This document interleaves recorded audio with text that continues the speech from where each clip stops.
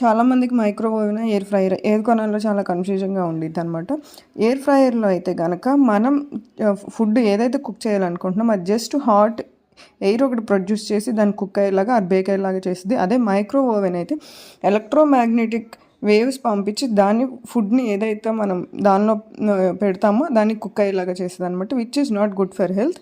And air fryer ఈ రెండిట్లో కనుక మనం కంపేర్ చేస్తే air fryer is good option. And నేను ఈ వీడియోలో కేక్ అండ్ బెండకాయ ఫ్రై అండ్ పీనట్స్ని ఫ్రై చేసి చూపిస్తున్నాను. మూడు చాలా బాగా ఫ్రై అయినాయి అండ్ లెస్ ఆయిల్తో మనం ఫ్రై అవ్వాలంటే air fryer is good option and healthier కూడా కంపేర్ చేస్తే మైక్రోవేవ్తో. అండ్ మీకు ఈ ప్రోడక్ట్ కనుక నచ్చినట్లయితే కామెంట్ సెక్షన్లో కామెంట్ చేయండి, నేను లింక్ షేర్ చేస్తాను.